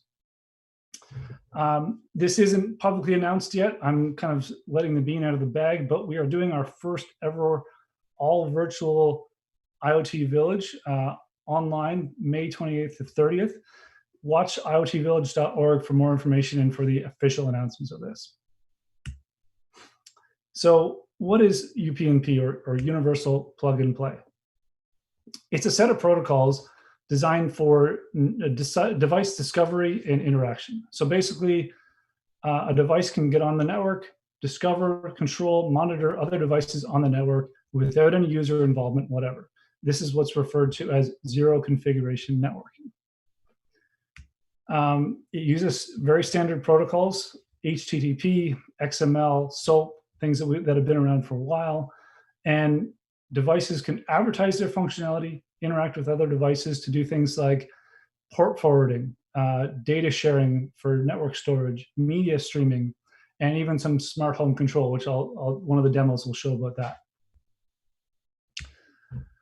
UPnP is kind of broken down into 6 capabilities. There's 6 things that devices need to or should, or some are optional, but there's 6 things that encompass the service set of UPnP.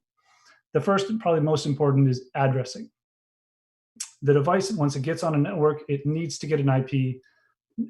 Typically, this is done through DHCP. Otherwise, it'll try to set one for itself. Once it's on the network, it needs to advertise its presence so that other devices can know it's there, and then it needs a way to discover and be aware of other devices that already exist on the network. So there's another protocol called Simple Service Discovery Protocol, or SSDP, that is used for this. And we'll show this in one of the demos, how this is done and how the advertisements and response messages actually look. Once the devices know about each other, they need a way to describe themselves to each other. So there's an XML file called a device description. And in the advertisement message or in the response to the discovery message, they'll provide the URL to this device description so that devices can parse that and understand what that device is supposed to do. Inside that device description, there are service descriptions. So what are the actual services provided by that device? And so those are other XML files, and they'll describe all the actions that the device can do, the URLs for where to send the requests for that action, and it'll also describe how that message should look. So what are the parameters that message should contain? These 4 things, that gives us the basis of what we need to now interact with the device.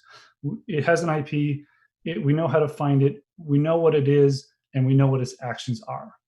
There are 2 other steps that are additional to this. Event notification. So a device can subscribe to other devices' events and get notified when something happens. And then the last one is presentation. So if a device has a web page that you can monitor for status, it will provide a URL for the presentation interface. There's something missing from all this, and I hope you caught it, in that there is absolutely no authentication throughout this process. That is kind of the hidden trick behind zero configuration networking. How can it be zero configuration if you have to put in a password? There's a little caveat here. They realize that this is a problem, and they've put in some additional standards to try to account for this, but most of these IoT devices don't implement these services, so most of this is completely unauthenticated. And how does this relate to IoT? So lots of IoT devices make use of UPnP for the easy setup. Because they can be plugged in and they can configure themselves and learn about the environment, it makes it very easy and consumer friendly to be able to do this. As an attacker, we look at UPnP as a great way for us to try to control smart home devices. We can control ports on home routers to open up ports on the WAN side so that we can see them from the internet and attack devices on the inside. And sometimes we can also control media devices. A couple of years ago, there was a very famous hack on the Chromecast, where Chromecast devices were opening up ports on the WAN interface so that they were exposing themselves to the internet. And a set of researchers found this and sent videos to those Chromecasts. So people at home would all of a sudden have these videos pop up on their Chromecast, warning them that your TV is exposed to the public internet and you should do something to fix that. All right, so time to do a little bit of a demo. Now I got to see here if I can switch my screens on this slideshow.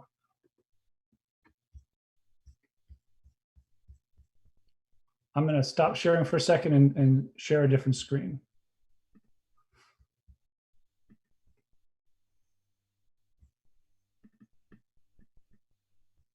Nope, wrong one. Okay. So now you'll see my command window where I'm going to do a UPnP discovery request. And I'm using a Python script that was from an article somebody posted on the internet talking about how to interact with UPnP using Python. The link to that article is in my resources slide, which is later on in the presentation. But basically, I'm going to send an msearch request, which is the discovery request. It says, what devices are out there on the network? And if I scroll back up to the top, you'll see this looks very similar to a standard HTTP request. It's got a different HTTP verb though, and it's posting to a very specific IP and port number. And this is specific to UPnP. This is a broadcast that the devices are looking for as part of the discovery protocol. When a device sees that, they'll respond with their advertisement. So this is the first device that responded and said, here is my device description in this location header. And there's a bunch of other data that's provided in this, the service type, and there's a specific unique identifier for it. But really the main thing that we're interested in is this device description document. So if we open that URL, and I'll pull this to a different tab over here. This is the device description. So we can see that this is a Belkin device. It is a plug-in socket, and it's actually the one you can see on my screen here with the little light plugged into it. So this is a smart plug. And down here is the service list. This service list shows all the different services that this device supports, including the control URLs where you need to send the request, and the service description XML file. So we can look at that and see what actions that service supports. Oops, an extra.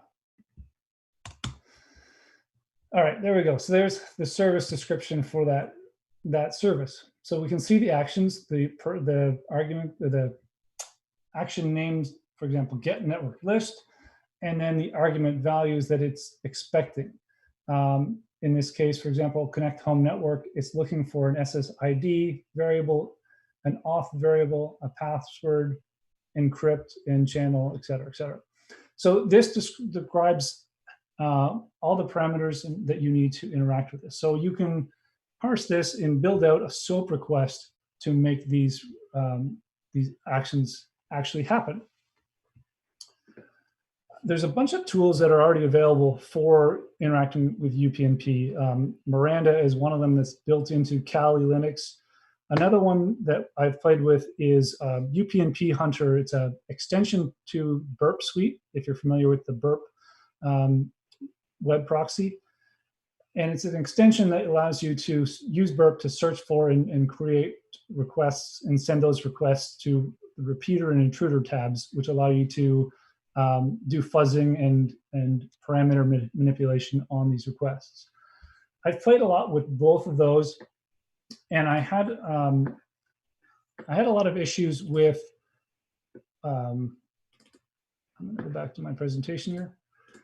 I had a lot of issues with both of them in that they didn't always find some of the devices that I had on my network, and sometimes the parsing wouldn't work. So, for example, the UPnP Hunter on the BURP one wouldn't find the Belkin plug-in smart switch that I had, and on some devices it just wasn't able to figure out how to form the request.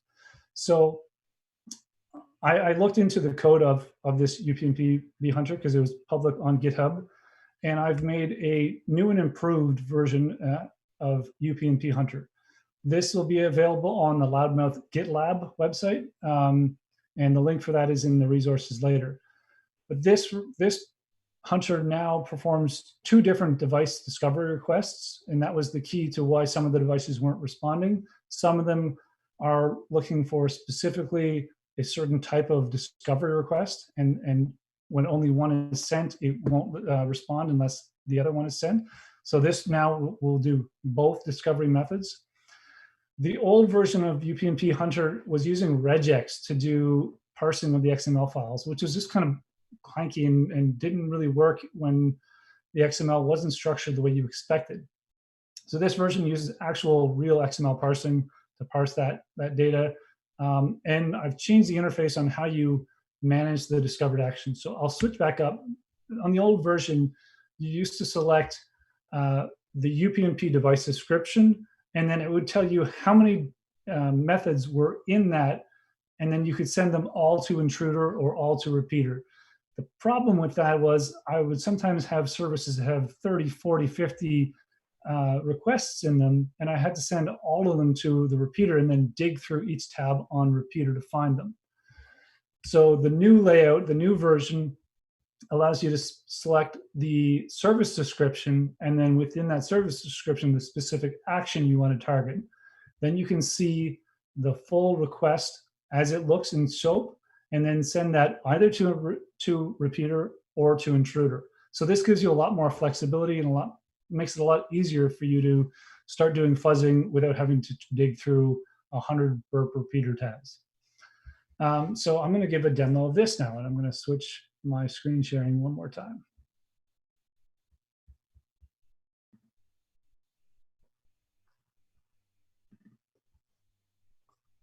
No, wrong one.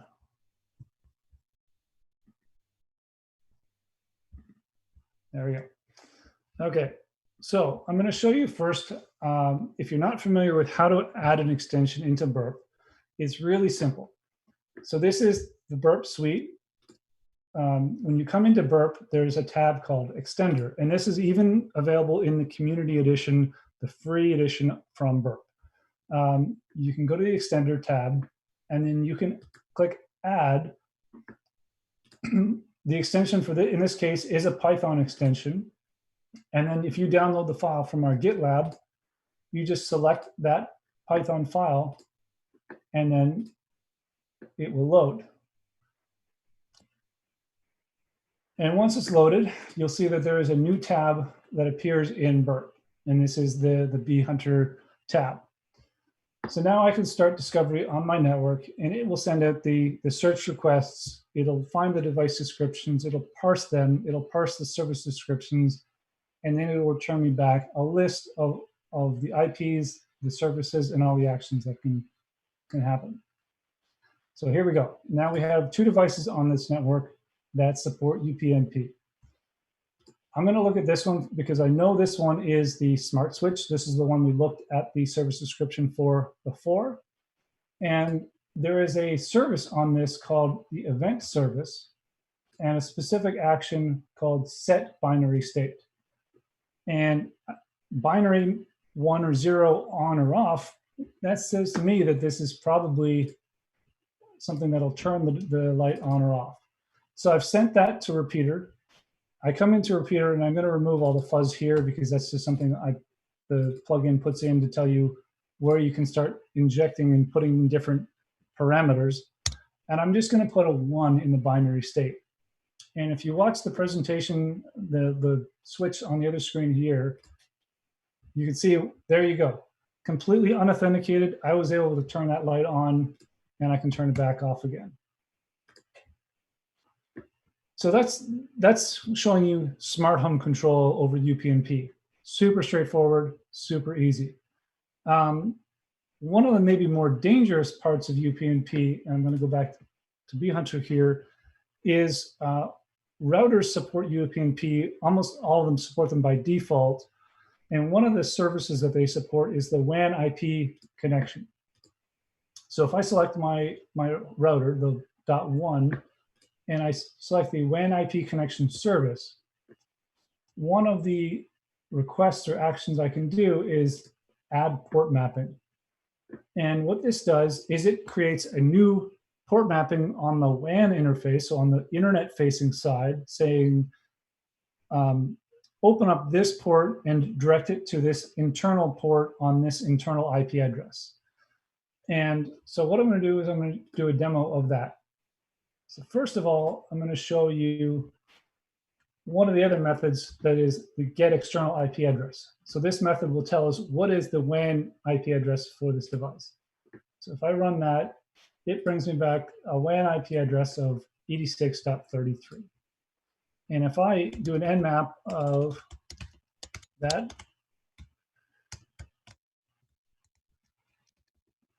and port 1, 2, 3, 4, 5 as an example, I can see, oops, I didn't close one of my previous examples down. So I'm going to delete that port mapping, and I'm going to try that again. You can see now that the port is filtered. So it's not open. This isn't being broadcast to the internet. Now, if I try to do the add port mapping request, and I'm going to say new remote host is blank because it can be any remote host on the internet. New external port 1, 2, 3, 4, 5. Protocol is TCP. Internal port is 49153, and internal client is 0.102, because that is the address of the smart switch internally, 0.102 port 49153. So if I create this port mapping, set it enabled, a least duration of infinity, that should open the port so that I can, from the external, the WAN interface, talk to that device. Now that port mapping is created. If I nmap that port one more time, and you can see now that port is open. And if I try to send my basic event set binary state method to that WAN IP address on port 1, 2, 3, 4, 5, and I set my binary state as 1, whoops. There we go, we've turned the light on now from the WAN/internet side of things. This is what was happening with the Chromecasts when they were being put on the network. They were opening themselves up to the internet. They were adding these port mappings. So any device you plug into your network can create these port mappings, can open up your network to the internet, to be controlled from the internet. So I'm going to switch back to my presentation now. And that was the second demo. So why is this a big deal? There's a lot of news articles out there talking about hacks on smart homes, people being stalked by their exes through their smart homes. So, and especially now that people with this environment, people are working from home, security in home networks is something that we really should be paying attention to. And these devices that have UPnP and that are exposing our internal networks are really something that we should be cognizant of and be careful about. So what can we do about this? Well, according to the Center for Internet Security and their recent update on telework best practices, we should turn off UPnP on all of our home routers. That is definitely will solve the problem of the issues with UPnP. I'm not necessarily going to say that you should do that. It's a good idea, but I'm of the mind that we need to be aware of our risk and reward. But one of the things we do need to do on UPnP, I fully support, is more testing. We need to know what is out there in terms of UPnP, what devices are using it, for what purposes, and are they doing it in a way that doesn't make sense? For example, this smart switch doesn't need to use UPnP to turn it on and off. There are lots of other smart switches that use different mechanisms. This is just a very lazy and simple way to do it. We need to promote bug bounties on these products so that researchers can do these research and report this and follow the processes of responsible disclosure so that we can fix this. But also, as I said, we need to understand our own risk versus reward.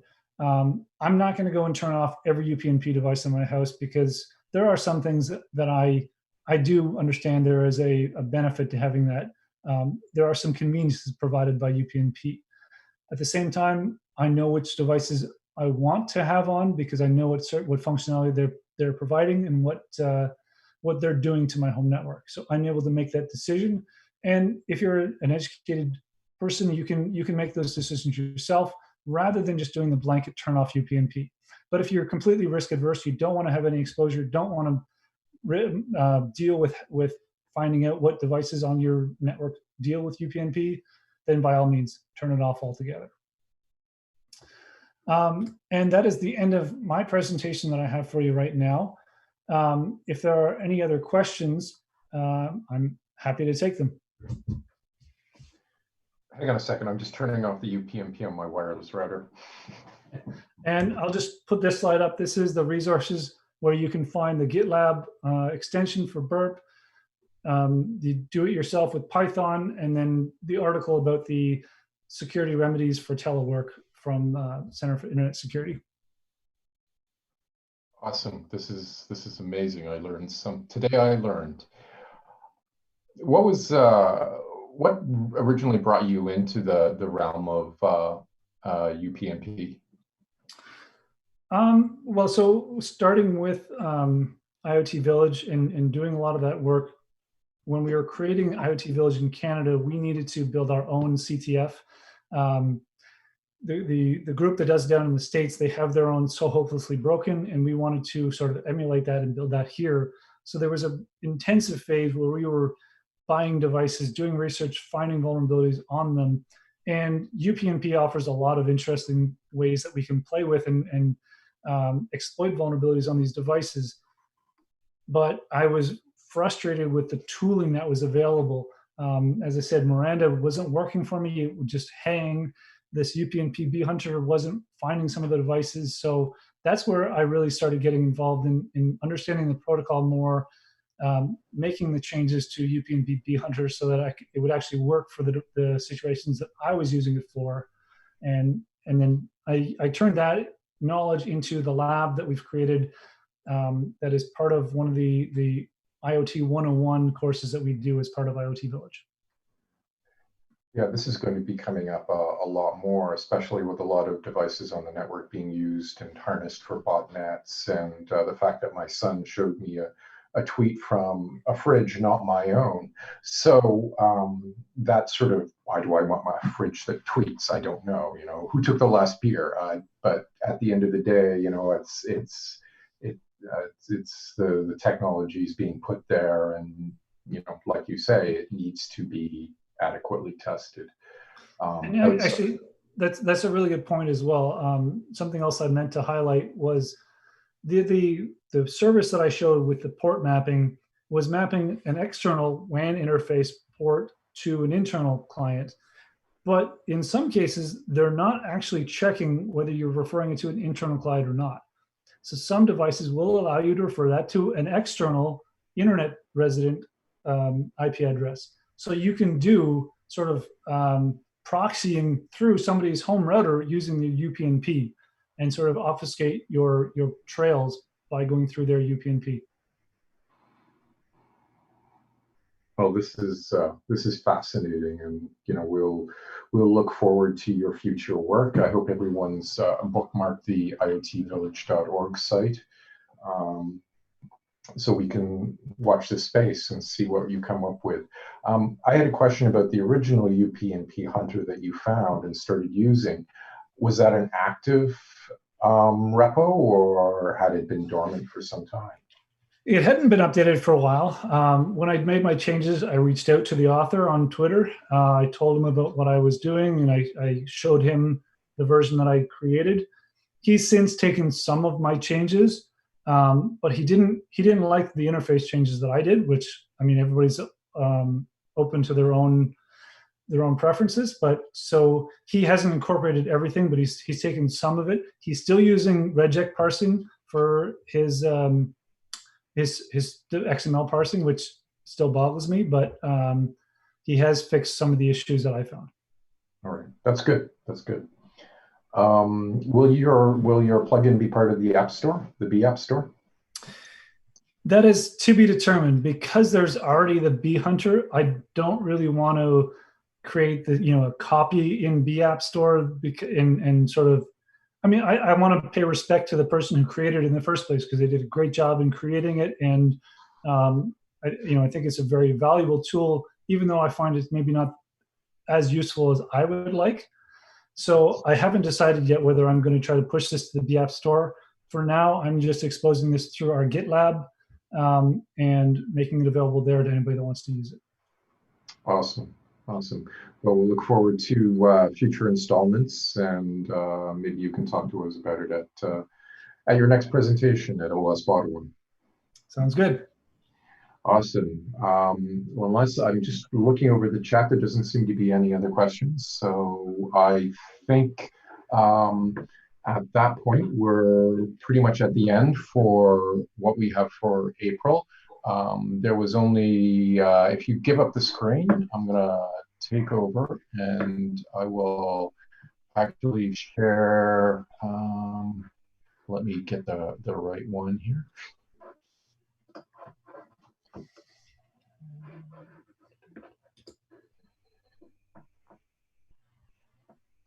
All right.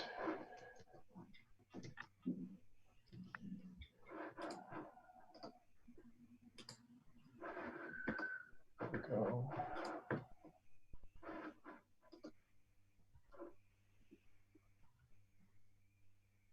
I don't know. Do you see my screen? Yes.